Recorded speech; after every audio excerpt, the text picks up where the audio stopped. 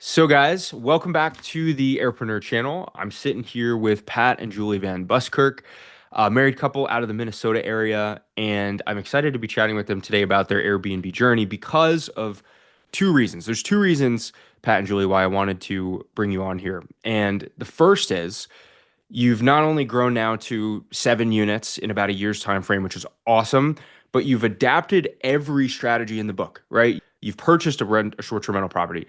You've gotten 4 arbitrage units. You've gotten 3 co-host units. You've done single-family homes and done arbitrage on apartment complexes as well now. So you have a blend of every single strategy in the book, which is really, really cool and unique. And then the second thing is there are a lot of like married folks that I talk to that want to be like you guys, which is like they want to together tackle their own entrepreneurial journey. So I thought that you would be very inspiring to those individuals as well. So thank you for having a conversation with me. Absolutely. Yeah, Yeah. Thanks for thanks, having Ben. us on. Appreciate it, Vince. Yeah. Yeah. So let's take it back, right? What intrigued you about the world of Airbnb to begin with out of all this other stuff out there? Yeah, absolutely. I think really when we got started, we had purchased rental property and we were intrigued by that initially for short-term rental. But I think what we had initially found was we realized how difficult it was to upfront invest a bunch of capital. So we enjoyed that whole process. But I think what really intrigued us when we found Airpreneur was the idea that we could do what we had already done, but do it without investing a lot of capital up front and continue that process and to be able to scale without having to wait so long to regain some of that capital to be able to do it again. Is that what you would say as well? Yeah. Yeah. So yeah, and we were entrepreneurs in a sense that we already had started another business that was going well, but we also wanted to basically have another avenue so that we weren't putting all of our eggs in one basket Just kind essentially. of So diversify a little bit. yeah. Yeah. hmm Awesome. I resonates a lot with us. It's like everybody that's doing this is because like I don't want to keep shelling out 50K, 70K, 80K every property. So right out of the gate, right? I think your first couple of units, if I remember correctly, were co-hosting properties. Is that right? Yep. Yeah. Outside of the one you purchased. Correct. Correct. Yep. And for those who are just listening in that maybe have never even heard of this concept, this is, in my opinion, the easiest low risk way for anybody to start with Airbnb, which really just involves you taking over the management, like another owner's Airbnb, or you convince them to list it on Airbnb and furnish it for you. You don't pay for anything, and then you just take over the management and take a percentage. So you started with this. How did that go? What was that like? Yeah, I mean, we can say it was a positive experience. I think part of the reason we went to co-host was probably I would say twofold. Probably one, just our own nervousness about the whole process, and two, like just the market we probably weren't, too super sure about if it was going to be a good fit for arbitrage. So we were able to build some relationships with the owners and go the co-hosting route, and it's been super positive experience for both of them. Yeah, it's actually been really successful. And I think now, looking at the area that we've been in, we took everything from Airpreneur. And now that we have confidence in that area, I think we would be more comfortable actually taking on an arbitrage too. So, but like you said, Vince, it was a really great way to go into the market because nobody had actually been in the market that we went into, but confidently go in, kind of test out the market as well with very little investment up front. And we've built some really great relationships in that area now as well. So it was a great way to start and test the waters a little bit, learn a little bit more about actually, management as well, and kind of launch our business. So it was a great start. Cool. I love it. And I remember you telling me like originally the just given the area, the market, we were kind of like wishy-washy just because there wasn't a lot of comparables to like look at on the data. Yeah. And then you took the very conservative approach, which is let's just get a few co-hosting units because there's no risk for us at that point. And they turned out to be really successful, which is really awesome. So I guess kind of going to how you landed those very first opportunities where you had no like, outside of the one property that you purchased, right, which is different because you're going through realtors, they're really doing all the work for you, all that stuff. Go into your very first co-hosting deal where you guys had to do the work, where you had to do the analysis, where you had to reach out to the property owner. What was that like? And did you feel adequately kind of prepared with the way that we helped you just, have that conversation, do that analysis? Yeah, absolutely. To be honest, I think one of our greatest strengths is just really being be able to be copycats. So we literally just took everything that was in the classroom setting. We were able to meet the owners of the home. We went in as if we were going to lease the property as an arbitrage. We pivoted to the co-hosting, presented them the opportunity, showed them basically how we would step in, the advantages to them, and really they were all for it. We did, yeah, it was really streamlined. It went Yeah.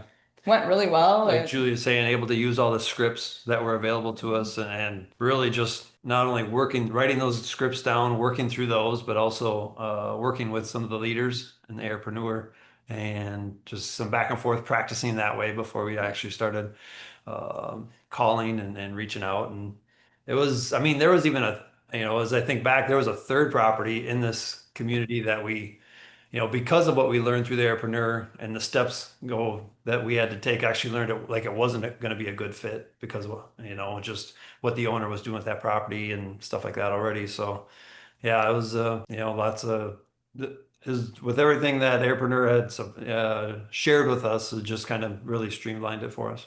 Yeah, I think Cool. confidence that we were making good decisions. Yeah, we can move forward with. Yeah. That's an important thing about this world now because Airbnb, it's different in 2025, 2026, which is you have to pick a winning property. Like the days are gone of you just taking any property and listing it and making money. And that's actually a good thing. That means that we only target quality rentals and that solidifies your success. So my point, what you mentioned, Pat, was like, we looked at a few properties and we actually said no to some first. And that's, in my opinion, a great thing when you have the authority to say, I don't even want this deal. I want to get a better one. So I commend you guys for just sticking with the process, not getting, derailed from one no, right? So, but you guys are being modest. I know you took it and just ran with it and you just made it happen very quickly too for your first couple of units. So you get these first two co-hosting deals up and running. You see the revenue potential then at that point. And then we pivot to arbitrage. So then what did that look like when you then, transition to taking on more arbitrage properties? Yeah, so actually, a couple of our next two properties actually came really through networking. So just having conversations and letting people know what we were doing. For example, we have a property in the Bahamas, which is really fun, a very high producing revenue property that came through somebody that we knew just in our community that heard about what we were doing and said, hey, you know what? I'd really like to talk to you guys more about taking over our property. But they had somebody else that was renting it, that it wasn't going super well. And he said, hey, I'd like to take a look at what you guys are doing with this arbitrage model. And so that was where one of our properties came from. But we were able to, again, use the tools that we had learned through Airpreneur and just share with him, how it would be advantageous to him as an owner of this villa that he owns in the Bahamas. So that's been a super high revenue property for us, which is really fun. But again, we wouldn't have had that skill set to even know how to pivot to have that conversation with him. So that's been great. But the next two properties really came through networking opportunities, which ended up to be the four properties before we went into looking at the apartment units. So And I feel like the apartment units was more just kind of the attractiveness of being able to scale, getting multiple units quickly, and again, going through all the tools that we're able to use from the community and doing stuff with the website and with finances that the guy you're able to talk to with just kind of get everything squared away to make sure that we would be attractive to like an apartment complex, Mhm. uh, renter to come in and do arbitrage there. So yeah. Yeah. I think too, like, so for those listening as well, like the difference between like the single family home and apartment complex strategy would be, single family home, we might arbitrage. We talk to one landlord, they say yes, we get rolling. We lease the property, furnish it, get it on Airbnb, profit the difference.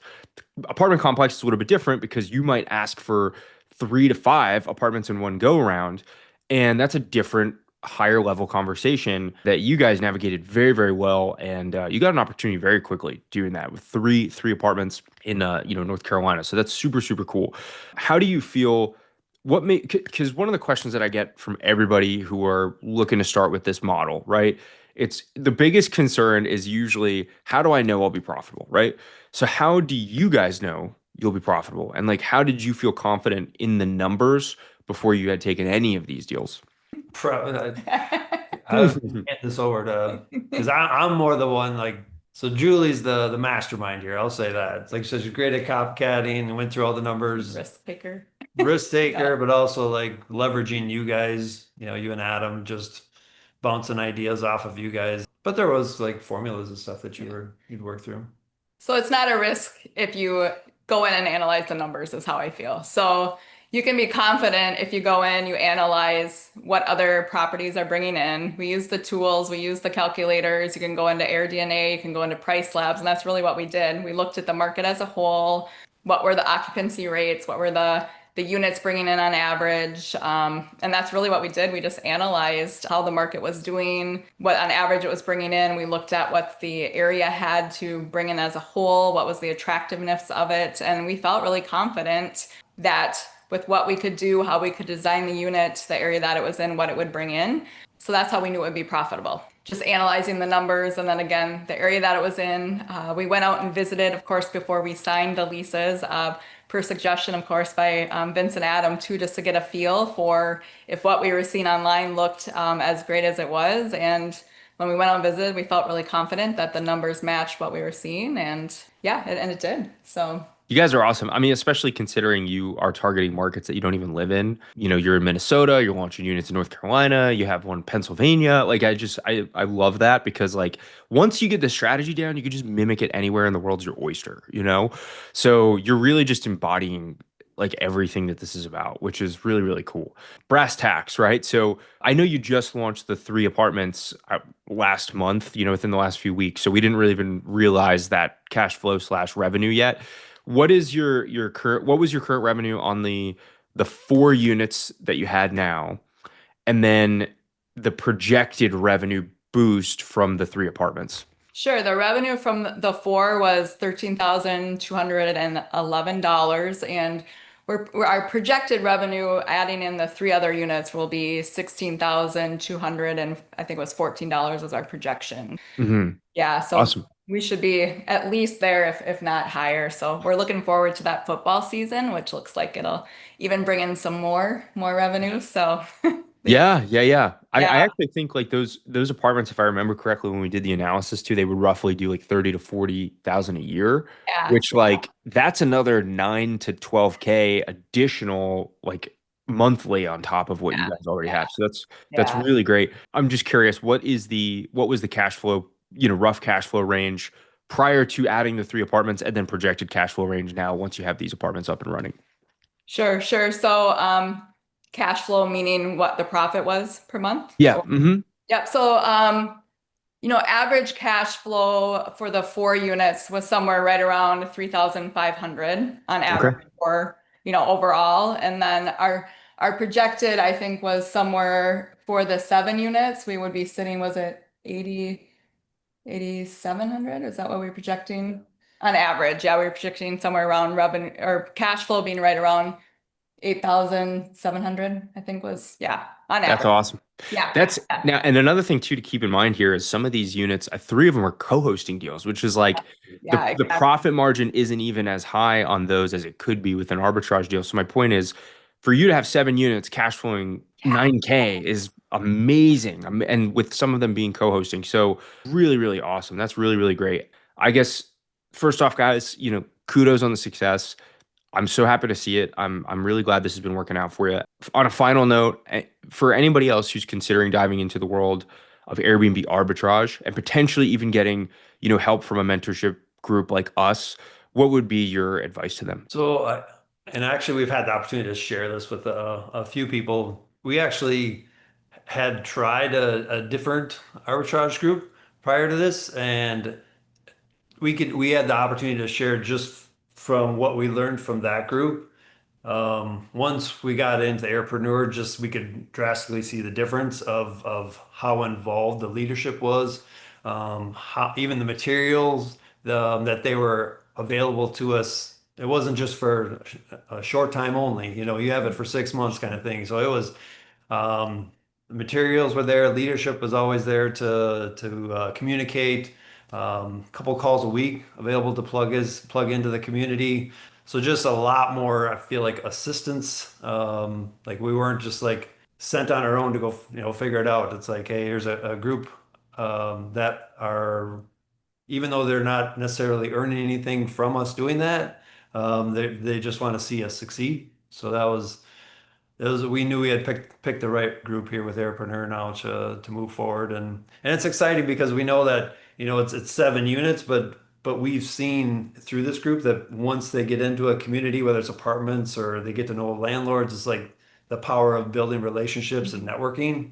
So we know that once we've just kind of started with these, that once we build that good relationship with them, they're gonna know that we know what we're doing. We've been taught well. And they'll be willing to share other opportunities with us and be able to grow faster. Yeah. And I think I would just say stick with it. I think it works. That's my number one thing. I know I've had a couple conversations with a couple of other students is don't be afraid to co-host and pivot if an arbitrage deal doesn't work or you're unsure of the community, but like consistency, if somebody says no, like just continue to network and to reach out to landlords because the opportunities are there. And Vince said it earlier that, the world's your oyster, right? There's a lot of opportunities out there and just following the system and I guess being coachable or utilizing it, like it works and that the opportunity is there if you're consistent and you stick with it. So that would be what I would say. Yeah. Awesome. You guys are awesome. The one thing I want to emphasize too is the power of the relationships. I don't think we talk about this enough, but like Adam and I's, 40 some units, like 7-figure portfolio at this point, it stemmed from like five relationships. It was like five Yeah. landlords. So my point is like you are one conversation away from one person that might be handing you five deals. Yeah. So I digress. You guys, I really, really appreciate it. Super, super valuable. For anybody listening, Pat and Julie are great. Thank you for coming on. If you are interested in potentially joining the Airpreneur team yourself, just head to airpreneur.com and click the little apply now button. Outside of that, guys, thank you very much and Thank you. appreciate it. Thanks for having us, Vince. Thanks, Vince. 100%.